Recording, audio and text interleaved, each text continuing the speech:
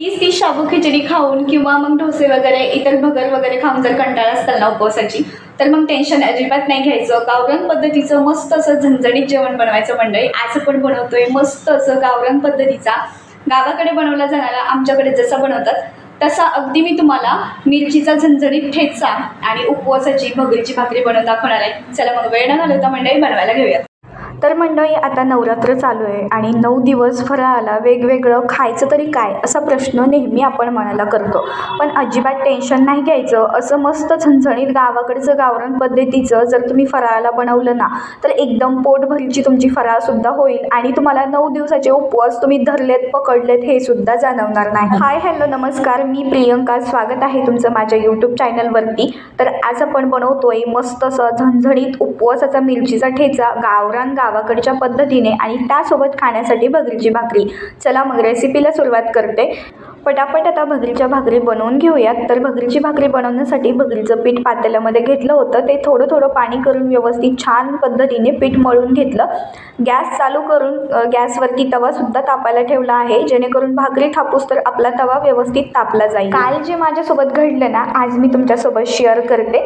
तर काय झालं माहिती आहे, बरेच लोक ना या भगरीच्या भाकरीला वरई म्हणतात, पण मला हे माहिती नव्हतं. कारण मी गावाकडची आणि आमच्या गावाकडे शब्द वापरला जातो भगरीची भाकरी किंवा भगरीचा भात असं म्हटलं जातं. पण इकडे ना पुण्यामध्ये आपल्याला ज्यावेळेस दुकानात जातो ना, त्यावेळेस फक्त त्यांना म्हणावं लागतं वरईचं पीठ द्या, तरच ते भगरीचं पीठ आपल्याला देतात. नाहीतर मग भगरीचं पीठ म्हटल्यानंतर त्यांना समजत नाही नेमकं भगरीचं पीठ म्हणजे कोणतं. तर माझ्यासोबत पण तेच कन्फ्युजन झालं. मी दुकानात गेली आणि त्यांना म्हटलं भगरीचं पीठ द्या. त्यांनी ते पण कन्फ्यूज झाले, म्हटले भगरीचं पीठ.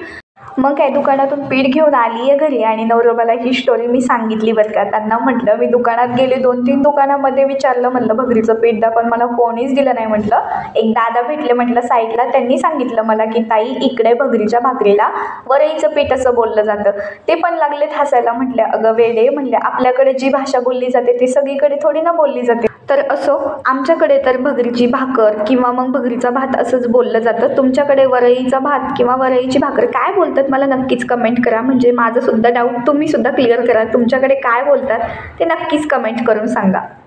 चला आता आपण आपल्या रेसिपीकडे वळूयात. तर भाकरी चांगली मी भगरीची थापून घेतली होती. तवा गरम झाल्यानंतर तव्यावरती टाकून घेतली. आता भगरीच्या भाकरीला चांगलं पाणी लावून घ्यायचं. पाणी लावल्यानंतर त्या भाकरीला अशी छान पलटी करून घ्यायची. तर पाहू शकता तुम्ही इकडे माझ्या भाकरी किती पांढऱ्या शुभ्र झालेल्या आहेत. या भगरीच्या भाकरी खरंच खूप छान झाल्या होत्या. मला तर या भगरीच्या भाकरी बनवताना असं जाणवत पण नव्हतं की मी भगरीचीच भाकरी बनवते की काय. मला असं वाटतच नव्हतं, कारण मला असं वाटायचं की मी ज्वारीच्या भाकरी बनवते की काय. एवढ्या पांढऱ्या शुभ्र ज्वारीच्या भाकरीसारख्याच्या या भाकरी झाल्या होत्या आणि खायला म्हणाल तर एक नंबर झाल्या होत्या बरं का. तर बघू शकता इथे किती देखण्या अशा मस्त अशा भाकरी झालेल्या आहेत. असं वाटतंय ज्वारीच्या आहेत की काय, पण या ज्वारीच्या भाकरी नाही आहेत, या बनवल्यात मी भगरीच्या भाकरी. चला मग आता पटापटा सगळ्या भाकरी बनवून घेते. तर बघा इकडे दुसरी पण माझी भाकरी थापून झालेली. छान तव्यावरती अशी अलगद हाताने पलटी करायची.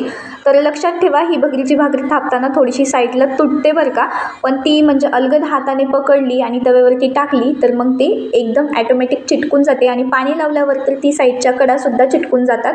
चांगलं परत एकदा भाकरीला आता दुसऱ्या पाणी लावलं आणि भाकरी छान पलटी करून घेतली. आता पलटी केलेली भाकरी परत एकदा दुसऱ्या साईडने आपण पलटी करून घेऊयात. तर पहा इथे थोडंसं पोळत होतं, चटके बसत होते. मग नंतर उलटणं घेतलं आणि उलटण्याने छान भाकरी पलटी केली. चला आता ही पण दुसरी भाकरी व्यवस्थित चांगली अशी गॅसवरती भाजून घेणार आहे मी. ही पहिली जी भाकरी मी थापली होती ती तव्यावरती भाजली होती. म्हटलं आता गॅसवर भाजून बघूयात. म्हटलं थोडीशी फुगली तर फुगली, नाही फुगली. पण आज माझ्या भाकरी छान झाल्या होत्या पांढऱ्या शुभ्र, पण फुगल्याच नव्हत्या. मला फुगलेली भाकरी खूप जास्त आवडते, पण का माहिती आहे आज माझ्या भाकरीच फुगल्या नाहीत. तर असो जाऊ द्या, नाही फुगू द्या. माणसाचे जसे सगळे दिवस सारखे नसतात तसे भाकरीचे पण सगळे दिवस सारखे नसतात. तर चला कधी फुगते तर कधी नाही फुगते, तिच्या मनावर आहे. रागाला तर फुगते, माझ्या भाकरीला जर रागच आला नव्हता. तर चला भाकरी चांगल्या अशा बनवून घेतल्या भगरीच्या. त्यानंतर आता मस्त असा झणझणीत गावाकडचा गावरान पद्धतीचा मिरचीचा उपवासाचा ठेचा बनवायला घेऊया. तर त्यासाठी मी इथे 1 पळी इतकं तव्यावरती तेल टाकलं. तेल चांगलं गरम झाल्यानंतर त्यामध्ये शेंगदाणे आणि 10 ते 12 मिरच्या टाकल्या. त्यानंतर जिरे पण घातलेत मी इथे आणि चवीप्रमाणे मीठ घालून घेतलं. जिरे आमच्या इकडे खातात म्हणून मी जिरे घातलेत. जर तुमच्या इकडे खात नसतील किंवा तुम्हाला आवडत नसतील तर तुम्ही जिरे स्किप पण करू शकता. चांगलं असं भाजून घेतलं. मिरच्या, शेंगदाणे, जिरे सगळं काही तेलात परतवून घेतलं. त्यानंतर एका प्लेटमध्ये काढून ठेवलं गार होण्यासाठी.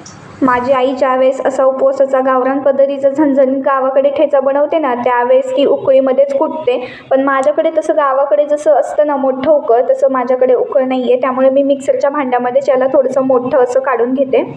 तर माझा मिरचीचा झणझणीत उपवासाचा ठेचासुद्धा तयार आहे आणि सोबत भगरीची भाकरीसुद्धा खायला माझी तयार आहे. तर खूप छान टेस्ट होती बरं का या दोन्हींची. आणि उपवासामध्ये तर पोटभरीचा पदार्थ आहे. तुम्ही एकदा नक्की ट्राय करा अशी भगरीची भाकरी आणि झणझणीत बनवलेला माझ्या पद्धतीने मिरचीचा ठेचा. तुम्हाला आजची रेसिपी कशी वाटली नक्की कमेंट करा. आवडली असेल तर माझं चॅनल अजून सबस्क्राईब नसेल केलं तर चॅनलला नक्की सबस्क्राईब करा.